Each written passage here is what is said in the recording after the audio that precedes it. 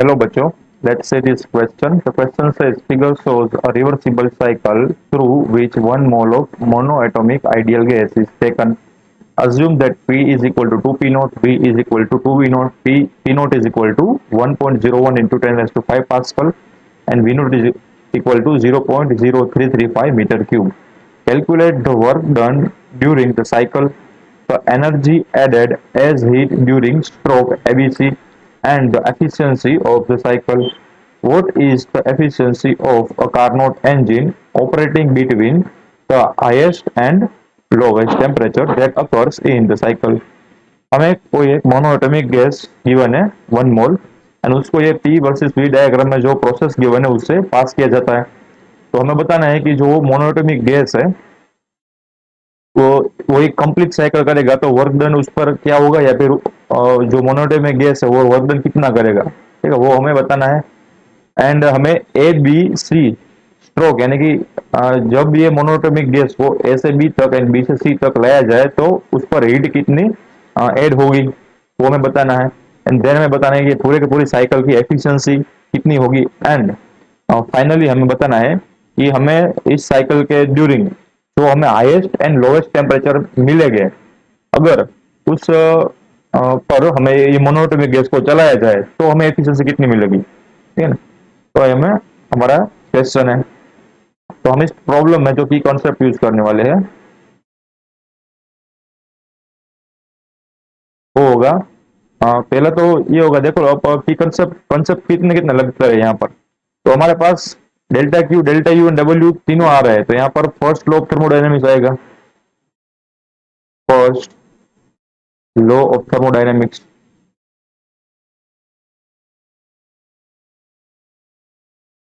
ठीक, क्या होता है, delta Q is equal to delta U plus delta W. Second concept क्या लगने वाला है, सेकंड कंसेप्ट लगने वाला है आइडियल गैस लो का, क्योंकि हमें टेम्परेचर निकालना है। तो यहाँ पर होगा आइडियल गैस लो, जो कि होता है PV is equal to NRT. And third one है वो क्या है, ठीक है, ये बेसिक कंसेप्ट ही है बट आपको याद होना चाहिए। थर्ड वन है मोलर स्पेसिफिक हीट का, मोलर स्पेसिफिक हीट का,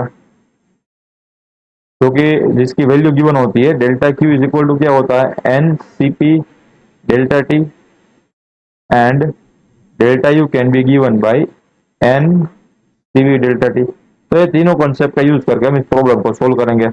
आइए देखते हैं। तो हमारे पास जो डेटा गिवन है ना उसको पहले एनालाइज करो। पॉइंट ए पे हमें वॉल्यूम एंड प्रेशर की डेटा गिवन है एंड पॉइंट सी पे हमें वॉल्यूम एंड प्रेशर का डेटा गिवन है। अब यहाँ पर है V naught P naught and यहाँ पर है ओनली वीपी, तो उसको हम पहले कन्वर्ट करते हैं एंड देन हम चारों के चारों पॉइंट के टेम्परेचर फाइंड करते हैं क्योंकि हमें रिक्वायरमेंट होगी, ठीक है। तो आपको जब भी यहाँ से क्वेश्चन आए तो आप पहले सारे के सारे पॉइंट के टेम्परेचर फाइंड कर लो एंड यहाँ पर ही लिख दो, बाद में कैलकुलेशन करेंगे अब नेक्स्ट फर्दर, ठीक है। तो हम यहाँ पर पहले सबके टेम्परेचर लिखते हैं, सबके गिवन डेटा लिखते हैं। तो यहाँ पर तो वी नोट पी नोट से ये जो गैस हो स्टार्ट किया। अब बी नोट पी नोट से आते हुए ये बी पर पहुंचेगा, तो बी पर हमें कुछ गिवन नहीं है, क्या क्या वॉल्यूम है क्या प्रेशर है कुछ। देखो वॉल्यूम कितना होगा सेम ही रहेगा ना, पॉइंट ए पर जितना वॉल्यूम होगा, पॉइंट ए पर कितना वॉल्यूम था वी नोट, तो वही वॉल्यूम है बी पॉइंट का, तो यहाँ पर वॉल्यूम होगा सेम ग्राफ से देखकर। प्रेशर कितना रहेगा, तो प्रेशर देखो प्रेशर ये वाला पॉइंट दिखाता है, ठीक है, वाई एक्सिस पे आप कट लगा दो तो प्रेशर को आपको वैसे कर देगा। तो प्रेशर कितना होगा, इतना प्रेशर पॉइंट सी पे होगा उतना ही प्रेशर पॉइंट बी पे है, तो सी पर हमें प्रेशर गिवन है टी। एंड क्वेश्चन में फर्दर गिवन है कि टी की वैल्यू है 2 पी नॉट, तो यहाँ पर मैं डायरेक्टली लिखता हूँ प्रेशर होगा 2 पी नॉट, ठीक है। एंड जो टेम्परेचर होगा वो हम फाइंड करेंगे बाद में, ठीक है। एंड पॉइंट सी पे तो हमें वी एंड टी की वैल्यू गिवन है, बट फर्दर हम यहाँ पर लिख देते हैं कि वॉल्यूम गिवन है इस पॉइंट सी पे, वो होगा एक्स एक्सिस पर कट यहाँ पर। तो यहाँ पर कितना वॉल्यूम है कि देखो यहाँ पर वॉल्यूम गिवन है वी नोट एंड यहाँ पर कितना वॉल्यूम हमें क्वेश्चन में गिवन है 2 वी नोट, तो यहाँ पर है 2 वी नोट। तो पॉइंट सी पे वॉल्यूम की जो वैल्यू है वो है 2 वी नोट। प्रेशर की वैल्यू क्या है पॉइंट सी पे, प्रेशर की वैल्यू है हमारे पास पी, पी यानी कि 2 पी नोट क्वेश्चन में गिवन है, पी की वैल्यू लो 2 पी नोट। टेम्परेचर की जगह खाली रखते हैं। पॉइंट डी पे, पॉइंट डी पे क्या होगा, देखो पॉइंट डी पे मैं यहाँ पर नीचे उसको डिनोट करता हूँ यहाँ पर। तो पॉइंट डी पे जो वॉल्यूम हैगा वो क्या होगा 2 वी नोट होगा। प्रेशर होगा वो क्या होगा, प्रेशर होगा पी नॉट, क्योंकि जो पॉइंट प्रेशर पॉइंट ए पे है वही प्रेशर पॉइंट डी पे रहेगा, यानी कि पी नॉट। टेम्परेचर को हम फाइंड करने करेंगे हम अभी। तो अब हम टेम्परेचर को फाइंड करने के लिए यूज करने वाले हैं आइडियल गैस लॉ, ठीक है। तो यहाँ पर मैं लिखता हूँ using ideal gas equation at point A. तो पॉइंट ए पे आइडियल गैस इक्वेशन लगाते हैं। क्यों हम लगाने वाले, क्योंकि हमें देखो कोई डायरेक्ट टेम्परेचर में गिवन नहीं है, तो हमें ऐसा इक्वेशन चाहिए जिसमें इनडायरेक्ट टेम्परेचर आए, यानी कि सब में टेम्परेचर तो आए पर एक पॉइंट के रिलेटेड आए, ठीक है, एक पॉइंट के रेफरेंस में आए। तो हम पहले इस पॉइंट ए का टेम्परेचर मेजर करने वाले, मान लो कि उसको मैं बोल देता हूँ टी नोट। ये टी नोट के रेफरेंस में मैं B point, C point and D point सारे के सारे पॉइंट के टेम्परेचर को फाइंड करने वाला हूँ, ठीक है ना, क्योंकि हमें टेम्परेचर की वैल्यू कहाँ पर भी गिवन नहीं है, तो हम इसे ऐसे ही टेम्परेचर को फाइंड करेंगे। तो जो पॉइंट ए है उसका मैं टेम्परेचर मानता हूँ टी नोट है, जब प्रोसेस स्टार्ट हुई थी, ठीक है ना। तो पॉइंट ए पे ही मैं टी नोट फाइंड करूंगा, उसके लिए मैं आइडियल गैस इक्वेशन लगाऊंगा। क्या आएगा पॉइंट ए पे, पॉइंट ए पे कितना प्रेशर था, पॉइंट ए पे था पी नोट, एंड वॉल्यूम की जो वैल्यू थी वो थी वी नोट। तो यहाँ पर आएगा P naught V naught is equal to क्या होगा, N R T, N times R times T. अब पॉइंट ए पे टेम्परेचर कितना हमने अज्यूम किया टी नोट, ठीक है ना, तो यहाँ पर मैं लिख देता हूँ टी नोट। तो यहाँ से मैं पहले तो टी नोट को कॉमन बना लूंगा, तो यहाँ पर क्या आएगा P naught V naught divided by N R. तो जहां कर भी मुझे इक्वेशन में P naught V naught by N R दिखे वहां पर मैं टी नोट अब लगा सकता हूँ। अब सेम मैं यहाँ पर लिखता हूँ 8.3। अब 8.b, पॉइंट बी पे मैं आइडियल गैस इक्वेशन लगाने वाला हूँ। तो देखो पॉइंट बी पे क्या होगा, पॉइंट बी पे प्रेशर एंड वॉल्यूम क्या है, V naught two P naught. तो यहाँ पर आएगा left hand side two P naught V naught is equal to N R temperature at point B. तो मैं उसको फिलहाल टीबी कैसे लिखता हूँ, तो यहाँ से टीबी कैसे निकलेगा, देखो टीबी इज इक्वल टू आया two times P naught V naught divided by N R. तो देखो पी नोट वी नोट की जगह पर मैं क्या लिख सकता हूँ, यहाँ पर इसको पुट कर सकता हूँ ना। तो ये हमारा जो टेम्परेचर आया वो आया टी नोट के रेफरेंस में, ठीक है ना। तो यहाँ पर मैं लिखता ही जाता हूँ कि यहाँ पर टेम्परेचर आया वो आया टू टी नोट। तो हमारा कंप्लीट हो गया डेटा। अब वैसे ही पॉइंट सी पे कितना टेम्परेचर वो हम फाइंड करने वाले हैं, तो वहां पर मैं आइडियल गैस इक्वेशन लगाऊंगा। तो at point C, at point C पे लगा हुआ है, तो टू वी नोट है, टू पी नोट है प्रेशर एंड वॉल्यूम। तो यहाँ पर आएगा two P naught times two V naught is equal to N R temperature at naught C, ठीक है। तो temperature at C point is equal to four P naught V naught by N are.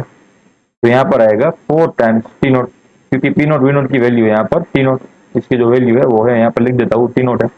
And same मैं process करूंगा point D के लिए। तो at point D,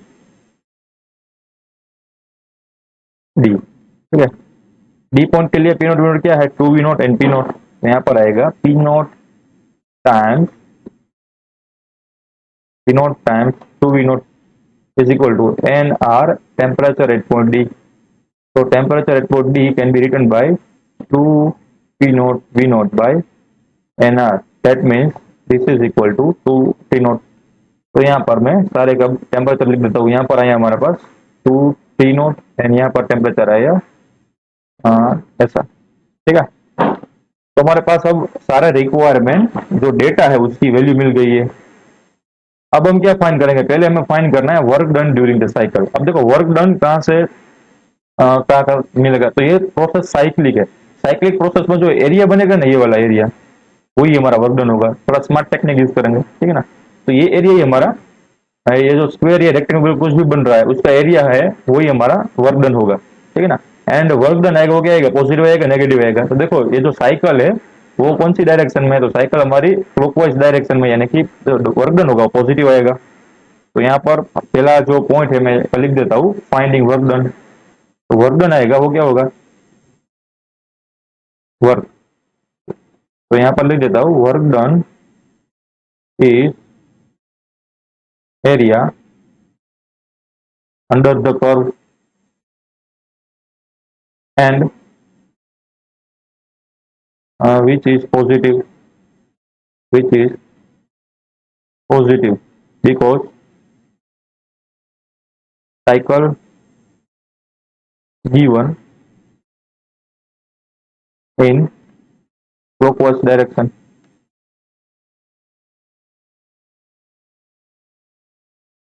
ठीक है, तो अब यहाँ से एरिया हमें फाइंड करना है। ये तो रेक्टेंगुलर टाइप हो गया ना, तो रेक्टेंगुलर का एरिया क्या होता है, उसकी लेंथ। ठीक है, ये वाली लेंथ है हाइट, तो ये जो लेंथ है हम कैसे फाइंड करेंगे, ठीक है। तो यहाँ पर अलग पेन से डिनोट करते हैं, ये जो होगी वो उसकी लेंथ हो गई, ठीक, ब्लू वाली लाइन ये वाली। तो टू वी नोट में से वी नोट बात करो तो यहाँ पर क्या आएगा, वी नोट आएगा ना, तो उसकी लेंथ हो गई। हाइट कैसे फाइंड करोगे, तो हाइट ये वाली होगी प्रेशर में। तो यहाँ पर प्रेशर क्या था, यहाँ पर लिख देता हूँ, यहाँ पर प्रेशर था टू पी नोट एंड यहाँ पर प्रेशर है पी नोट। तो उसकी जो हाइट आएगी वो क्या आएगी, पी नोट आएगी, क्योंकि टू पी नोट में से पी नोट बात कर दो तो हमारे पास एरिया निकल के आ गया, ठीक है ना। तो मैं यहाँ पर लिख देता हूँ, work done is equal to, हमारे पास क्या आया, देखो work done is equal to आया हमारे पास P naught times V naught. अब P naught and V naught की वैल्यू पुट कर देंगे, तो पी नोट की वैल्यू क्या थी हमारे पास 1.01 इंटू 10⁵ यहाँ पर लिख देता हूँ 1.01 इंटू 10⁵ टाइम्स वी नोट की वैल्यू 0.0335, यहाँ पर आएगी 0.0335। अब इसको सिंप्लीफाई करेंगे, ठीक है, तो 1.01 टाइम्स 0.0335 करोगे तो आंसर आएगा 0.0338। अब ये जो 10 की पावर 5 है ना, उसमें से 2 पावर होगी ना, यानी कि 100 को मैं मल्टीप्लाई कर दूंगा, तो क्योंकि हमारे पास जो आंसर आएगा ना किलो जूल में आएगा, इसलिए और कुछ नहीं। तो हमारे पास जो आंसर आएगा वो आएगा 3.38 किलो जूल। तो वर्क डन का फॉर्मूला आ गया, सॉरी वर्क डन का वैल्यू आ गया फॉर्मूला से। अब हम सेकंड क्या फाइंड करना है, सेकंड फाइंड करना है energy added as heat during stroke ABC. तो हमें गिवन ये है कि जो एबीसी पार्ट है ना उसमें एनर्जी ऐड हो रही है, ठीक है ना। तो हमें कुछ वो अलग अलग पार्ट में देखने की जरूरत नहीं है कि कहाँ पर एनर्जी ऐड हो रही है नहीं हो रही है, ठीक है। ये वाला पार्ट है ए से बी एंड बी से सी, उस पर ही एनर्जी ऐड हो रही है, इसमें ऐसा गिवन है। अब देखो ए से बी पर हमें एनर्जी फाइंड करनी हो, यानी कि डेल्टा क्यू फाइंड करना है, एंड देन बी से सी पर डेल्टा क्यू फाइंड करना है, एंड उन दोनों का एडिशन करना है, यही हमारा टास्क है, क्योंकि हमें चाहिए ए से बी एंड बी से सी तक की टोटल एडेड हीट। तो हमारे पास अब यूज फॉर्मूला क्या होगा, ठीक है, हम कौन से वाला फॉर्मूला का यूज करने वाले हैं, तो यहाँ पर लिख देता हूँ डेल्टा क्यू एब्जॉर्ब, ठीक है ना, एब्जॉर्ब भी होगा ना एबीसी से, तो साइकिल में हीट एब्जॉर्ब होगी, वो होगी डेल्टा क्यू एब्जॉर्ब, क्या होगी, is equal to delta Q in A से B path plus delta Q in B to C path. अब delta Q at A B हम कैसे फाइंड करेंगे, फर्स्ट लॉ ऑफ थर्मोडायनेमिक्स से क्या होगा, delta U at A B plus work done at A B.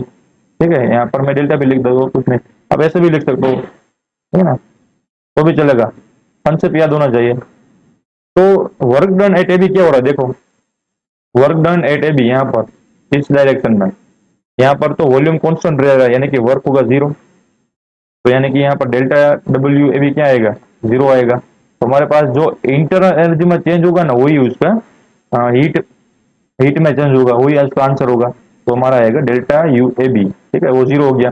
And delta U A be further कैसे denote कर सकते हैं, उसको कैसे लिख सकते हैं, तो हम मोलर स्पेसिफिक हीट कौन सी वाली, ये वाली यूज करने वाले इक्वेशन, ठीक है ना। तो हमारे पास ऐसा कुछ बचेगा N C V delta T, right. अब हम डेल्टा क्यू ए बी को कैसे लिख सकते हैं, delta Q A B equal to can be given by N is equal to 1 given है, तो यहाँ पर 1 आ जाएगा। सीवी की वैल्यू क्या थी, F by two R, and delta T को कैसे लिख सकते हैं, T final minus T initial. यहाँ पर मैं लिख देता हूँ given N is equal to 1 मोल,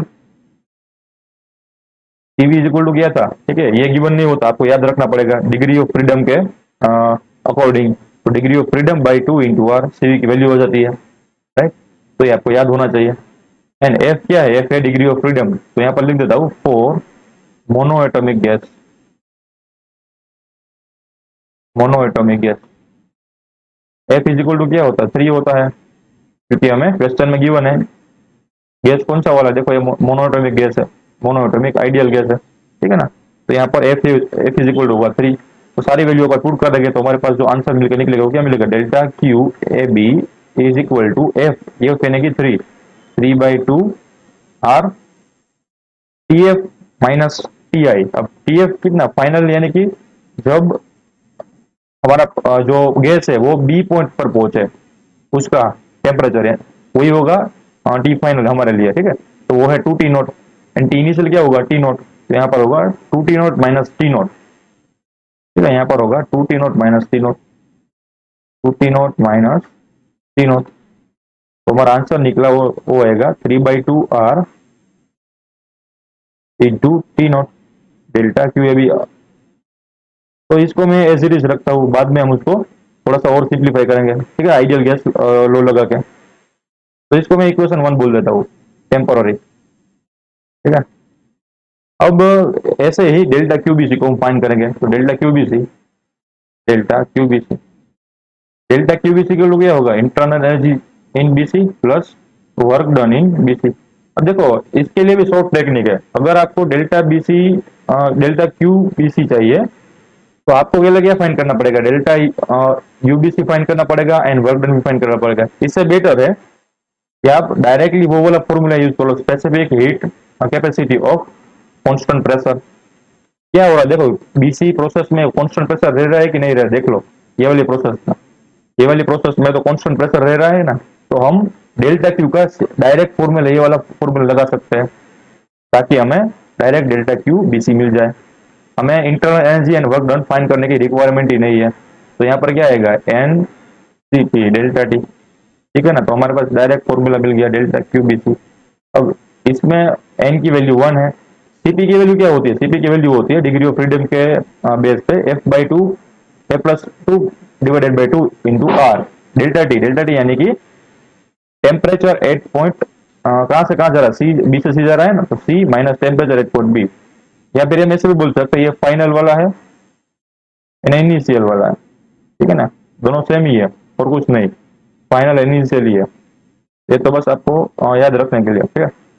अब यहाँ पर वापस से लिख देता हूँ, given n is equal to 1 mole and Cp is equal to, ये वाला फॉर्मूला आपको याद होना चाहिए, डिग्री ऑफ फ्रीडम वाला, F+2 into are.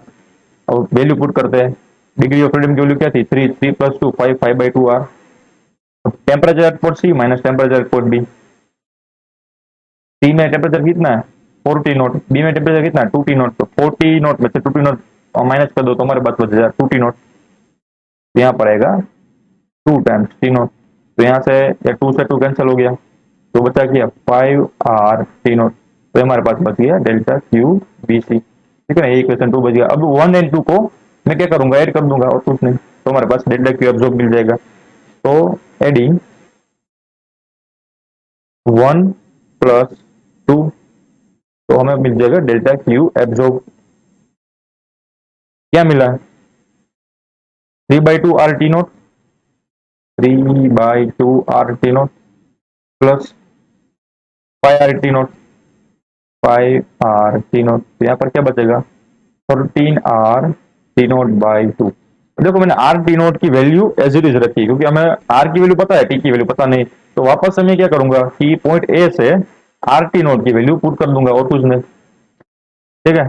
Point A पर क्या था, पॉइंट ए पर था TV naught is equal to R T naught, तो एन की वैल्यू यहाँ पर तो 1 थी। अब आर टी नोट की वैल्यू क्या लिख सकते हैं, पी नोट वी नोट लिख सकते हैं ना, तो यहाँ पर मैं डायरेक्ट उसको यहाँ पर पुट कर दूंगा। बट यहाँ पर लिख देता हूँ, but P naught V naught is equal to N R T naught and N की वैल्यू थी 1 मोल, तो यहाँ पर होगा P naught V naught is equal to R T naught. R T naught की जगह पर क्या लिख सकते हैं, पी नोट वी नोट लिख सकते हैं ना, तो यहाँ पर आएगा 13/2 पी नोट वी नोट। अब पी नोट वी नोट की वैल्यू देखो हमने अभी भी यहाँ पर वर्क डन में यूज की थी, ये वाली देखो पी नोट वी नोट में, तो वही यूज करेंगे, कैलकुलेट नहीं करेंगे बार बार। क्या ही थी 3.38 किलो जूल, तो यहाँ पर लिख देते हैं 3.38 किलो जूल। तो delta Q absorb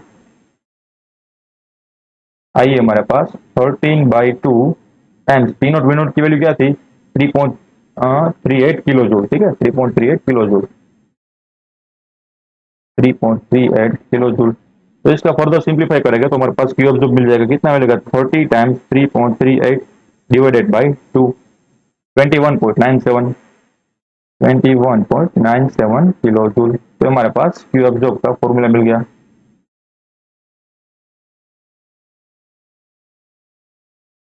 I mean value निकल के आ गई 21.97 किलो जूल। अब हम फाइंड करने वाले एफिशिएंसी ऑफ द इंजन। तो एफिशिएंसी क्या होती है, यहाँ पर लिख देता हूँ एफिशिएंसी। एफिशिएंसी ईटा, तो ईटा का जो इक्वेशन होता है क्या होता है, work done divided by Q absorb. तो वर्क डन हमारे पास आया था इक्वेशन से 3 पॉइंट समथिंग करके, ये वाला देखो 3.38 किलो जूल। यहाँ पर लिख देते हैं 3.38 kilo joule divided by Q absorb. Q absorb यहाँ पर आया 21.97 किलो जूल, 21.97 किलो जूल। तो 3.38 डिवाइडेड बाय 21.97 करोगे तो आंसर आएगा आपका 0.15, ठीक है, 0.1538। तो इसको परसेंटेज में कन्वर्ट करोगे तो 100 से मल्टीप्लाई कर दो, ठीक है। तो n is equal to percentage में आएगा 15.38%। तो एफिशिएंसी निकल गई हमारी इंजन की। अब फोर्थ वाला पार्ट क्या कह रहा है, देखो फोर्थ वाला पार्ट में हमारे पास फाइंड करना है कि अगर हम हमारे जो इस साइकिल में मैक्सिमम टेम्परेचर है एंड मिनिमम टेम्परेचर है, अब मैक्सिमम टेम्परेचर कौन सा वाला है, ये 4T वाला, ठीक है ना, ये वाला 4T वाला। एंड मिनिमम टेम्परेचर कौन सा है, ये T0 वाला। अगर उस टेम्परेचर के बीच में हम किसी भी इंजन को चलाए तो उसकी एफिशिएंसी क्या होगी, ठीक है। तो हम एफिशिएंसी का ही फॉर्मूला यूज करेंगे, बट टेम्परेचर वाला फॉर्मूला। तो हम एफिशिएंसी का ही फॉर्मूला यूज करेंगे, बट टेम्परेचर वाला फॉर्मूला यूज करेंगे। तो यहाँ पर मैं लिख देता हूँ, फोर्थ में हमें फाइंड करना है वापस से एफिशिएंसी, एफिशिएंसी थीटा। बट इस केस में जो फॉर्मूला यूज करने वाले हैं वो टेम्परेचर वाला फॉर्मूला यूज करने वाले, वो क्या था, eta is equal to 1 minus temperature low divided by temperature high. अब 1 माइनस टेम्परेचर लो की वैल्यू क्या थी, टी नोट थी। टेम्परेचर हाई की वैल्यू क्या थी, 4 टाइम्स टी नोट। तो यहाँ से टी नोट कैंसिल हो गया, यहाँ पर बचा 1 माइनस 1/4, यानी कि ईटा की वैल्यू हुई 3/4। तो इसको परसेंटेज में कन्वर्ट कर लो, तो परसेंटेज में कन्वर्ट करोगे तो आंसर आएगा आपके पास 75%।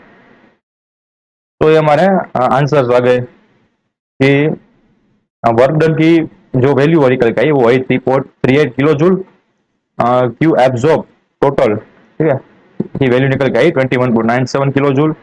इस प्रोसेस की जो एफिशिएंसी थी वो निकल के आई 15.38%। एंड जो फोर्थ वाला ऑप्शन था efficiency between the higher temperature and the lowest temperature, तो वो निकल के आई 75%। I hope you understood it well. Best of luck.